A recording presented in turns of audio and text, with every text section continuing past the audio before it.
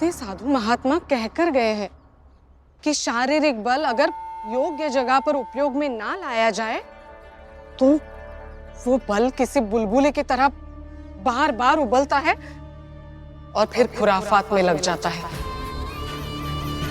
जैसे खुराफात ये अटल करता रहता है।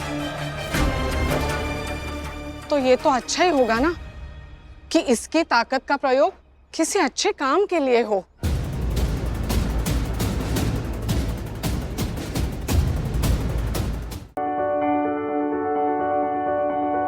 बाबूजी, आपने कभी अटल को बोला है कि राजनीति करो? नहीं ना? तो भी वो करता है। तब भी आप सभी लोग उसका साथ देते हैं।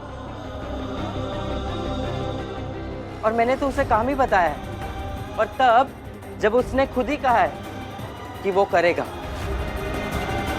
इतनी सी बात है ना भैया, इसमें कौन सी बड़ी बात हो गई? गौ तो माता है।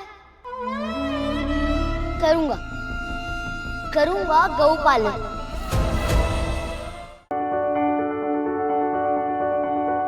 दीदी, पिछले कुछ दिनों में घर में ज्यादातर तकलीफ आप ही के कारण हो रही है। बहुत हिम्मत करके बोल रही हूँ, लेकिन अगर बोल रही हूँ तो ध्यान रखिएगा, क्योंकि इस घर में मैं पत्नी और माँ के भूमिका में हूँ और एक पत्नी और माँ अपने पति और संतान के लिए किसी भी हद तक जा सकती है। ध्यान रखिएगा।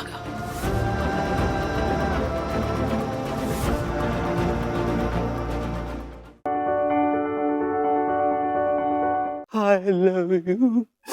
I love you.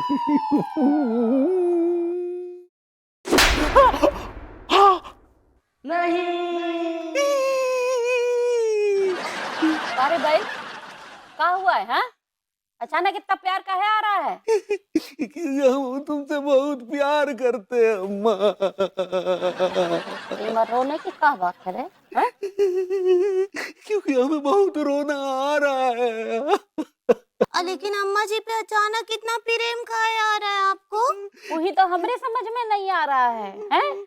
अचानक से इतना सारा प्यार काहे उड़ेल रहा है हम पे? का हमारी जायदाद हड़पने वाला है?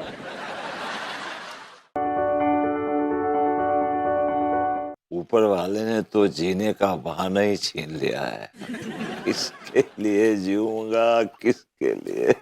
अपने लिए जिएंगे, चाचा जी के लिए जिएंगे आप।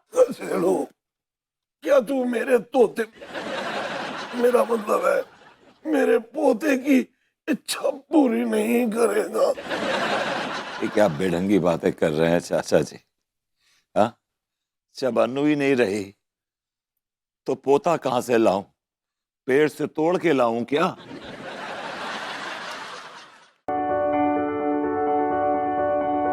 आंटी जी, अपने आप को मेरी जगह रख के देखिए एक बार। कल को भगवान न करे पंडित रामफल टै बोल जाते हैं तो क्या आप तुझसे शादी करना चाहेंगी?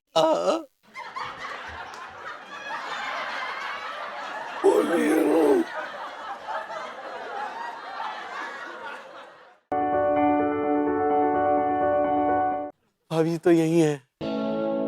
भाभी इस घर के रोम रोम में है। भाभी जी इस घर के सोफे में है। भाभी जी इस घर के बिस्तर में है। भाभी इस चादर में है। भाभी इस चादर की सिलवटों में है। भाभी जी इन पर्दों की सरसराहट में है। भाभी जी पंखे की सनसनाहट में है। भाभी जी हमारे दिल की धड़धड़ाहट में है। बत्तियां बुझा दो बेबी चमक रही है। ओ बत्तियां बुझा दो बेबी चमक रही है। क्यों भाई, क्या लगा तुम दोनों को? ये भोली शक्लें लेके कुछ भी कहोगे हम यकीन कर लेंगे? अपना जुर्म जल्दी से जल्दी कबूल कर लो, नहीं तो पता नहीं यार कितने दिन काटने पड़ेंगे हवालात में। तगड़ी सजा मिलेगी बहुत। हमने कुछ नहीं करो है मैडम, ढीठ है दोनों एक नंबर की है। सर मैं एक्चुअली आपसे कुछ पूछना चाह रही थी। शूट। शूट किसको शूट? गो अहेड, सवाल पूछने को भी शूट कहते हैं। है भैया। सर आप जैसे ही अस्पताल से बाहर निकले, हाँ, कमिश्नर साहब को होश आ गया सर। हैं? Yes sir. देख ये अबे हमने क्या कही थी, बाप का ज्ञान दे रहा हो तू, सबर कर ले, सबर को फल मीठो हो तो है ना। लेकिन ये वाला कड़वा निकला सर। हैं? कड़बू निकलू मतलब? Yes sir. एक्चुअली कमिश्नर साहब जैसे ही उठे, हाँ, उन्होंने कहा कि उन्हें ताजी हवा खानी है। हाँ तो बढ़िया। इसलिए उनकी मैडम ने खिड़की खोल दी सर।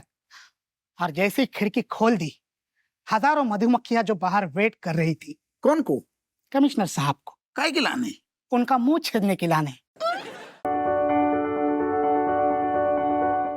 नहीं तो हमें क्या करने पड़ेगा? तो मैं कछु नहीं करने, थोड़ी सी सारी की मक्खन पॉलिश कर दइयो, जैसे यहाँ खुशामद कर दइयो, वो सारो खुश हो जाएगा। 2-4 हाथ हम भी खुशामद के अम्मा लगा देगी, बात बन जाएगी, वो नरम हो जाएगा वो, है ना।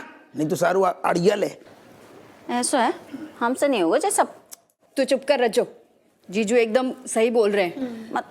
आदमी जो होता है ना बिल्कुल नाजुक होता है। नाजुक हो तो है, मतलब थोड़ी सी चिकनी चुपड़ी बातें करते हैं ना तो उल्लू बन जाता है।